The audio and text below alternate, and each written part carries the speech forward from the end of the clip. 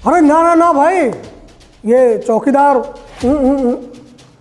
और मिस्टर गांधी, आप तो ऐसे भी माफ़ी मांग चुके हैं, फिर भी रह कर क्या मामला है ये? ऐसा नहीं बोलते हैं।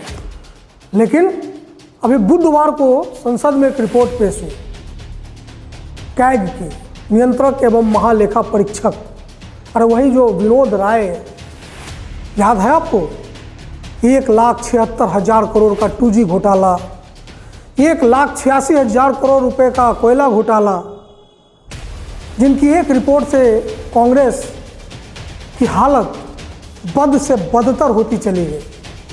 जिस रिपोर्ट पर सवार होकर मोदी जी सत्ता में आए, अब ये अलग बात है कि वो दोनों घोटाले अदालत में साबित ही नहीं हुए। उसी कैग की वर्षों बाद एक रिपोर्ट संसद में पेश हुई है बुधवार को, और ये रिपोर्ट है राफेल को लेकर।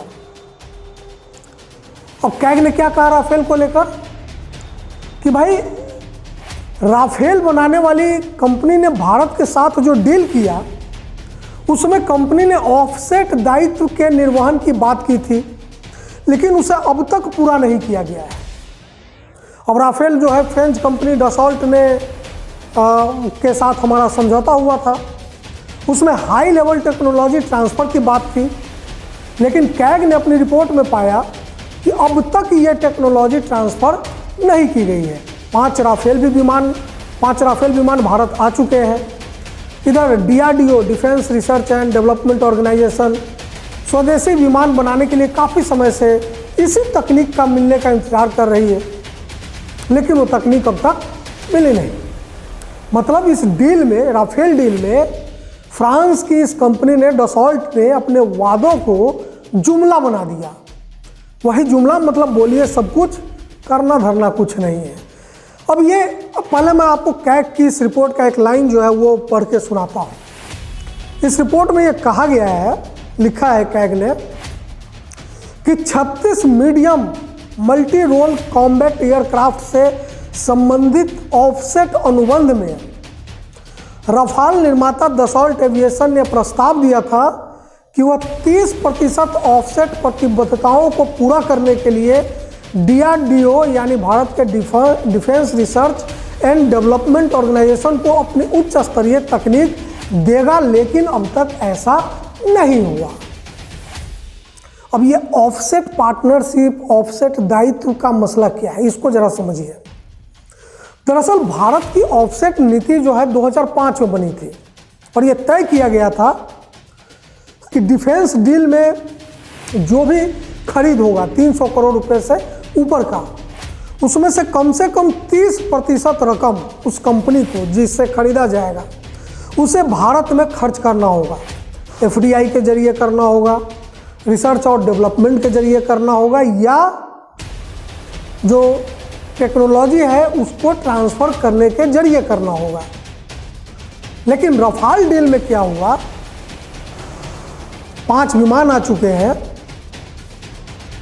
अनुबंध का समय बीतता जा रहा है, लेकिन रफाल निर्माता डसॉल्ट ने अपनी ऑफसेट प्रतिबद्धता जो थी, उसका जो दायित्व था, उसको निभाने में वो विफल रहा। और सबसे मजेदार बात यह कि इस काम के लिए भारत सरकार के पास ये अधिकार भी नहीं है कि वो उस कंपनी को दंडित कर सके। तो ये रफाल का मामला है।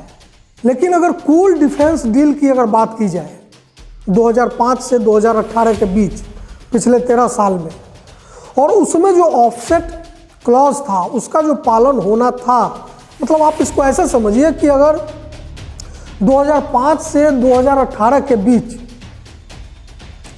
भारत ने अगर 100 करोड़ रुपए के रक्षा सौदा किए बाहर से, तो उसमें से 30 करोड़ मतलब 30%, कम से कम 30 करोड़ रुपए उन कंपनियों को भारत में ऑफसेट क्लॉज के तहत खर्च करना था। मतलब कल पुर्जा खरीदता, रिसर्च डेवलपमेंट करता, टेक्नोलॉजी ट्रांसफ़र करता, ये करना है।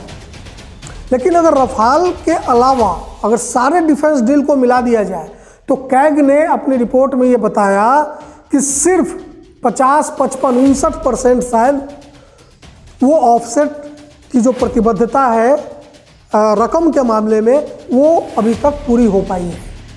अभी भी 40-50 हज़ार करोड़ रुपए इस डिफेंस डील के बचे हैं जिनको भारत में उन कंपनियों को खर्च करना है, उन्होंने किया नहीं है। और मज़े की बात यह है कि अगर वो अनुबंध कॉन्ट्रैक्ट टाइम ख़त्म हो जाता है तो कंपनी बाध्य नहीं होगी वो पैसा यहाँ खर्च करने के लिए। तो ये कैसा मेक इन इंडिया कर रहे हैं भाई आप? ये किस तरह का मेक इन इंडिया है? किस तरह का ये विदेश में आपके नाम का डंका बज रहा है? अगर राफेल में तो जो कमी है वो है। अब ये दीपिका पादुकोण और ड्रग्स के चक्कर में आप खबरें छुपा दें, न लाएं तो लोगों को पता नहीं चलेगी, ऐसी बात नहीं है। सूचना क्रांति का दौर है, कहीं ना कहीं से खबर निकलती है। और चूंकि राफेल कैग की रिपोर्ट पार्लियामेंट में टेबल हुई है तो वो एक ऑफिशियल हिस्सा है, वो आज नहीं तो कल उस पर सवाल उठेंगे कि आखिर जो ऑफसेट क्लॉज आपने लगाया डसॉल्ट के साथ, जो ऑफसेट पार्टनरशिप हुई थी, जो ऑफसेट क्लॉज की बात थी 30%, शायद इससे ज़्यादा भी, शायद 50% की बात थी, जो खर्च करना था वो क्यों नहीं हुआ? आपने अनिल अंबानी को भले ऑफसेट पार्टनर डसॉल्ट के जरिए बनवा दिया।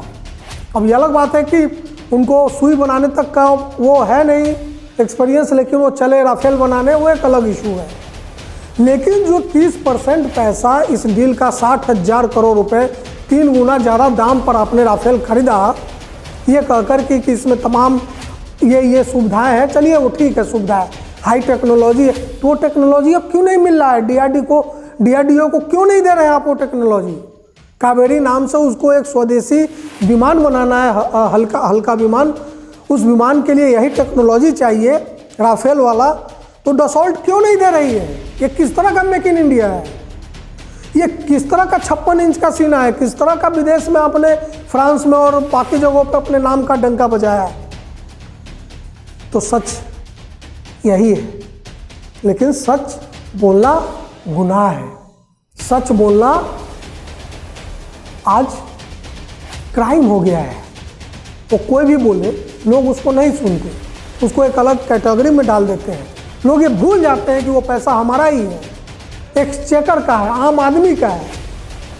60 हज़ार करोड़ रुपए में से 30% या 50% वो रकम लगभग 18-20 हज़ार करोड़ रुपए का होता है ऑफसेट क्लॉज का। वो अब तक क्यों नहीं इंडिया में खर्च हुआ? और खैर वो रकम छोड़िए, वो टेक्नोलॉजी अब तक क्यों नहीं मिला? और अगर ये कॉन्ट्रैक्ट टाइम ख़त्म होता है तो आप डसॉल्ट पे कोई कार्रवाई भी नहीं कर पाएंगे। तो भैया अब कैग की रिपोर्ट तो यही कहती है, या उस रिपोर्ट से हम तो यही कह सकते हैं कमज़ोर है। नमस्कार।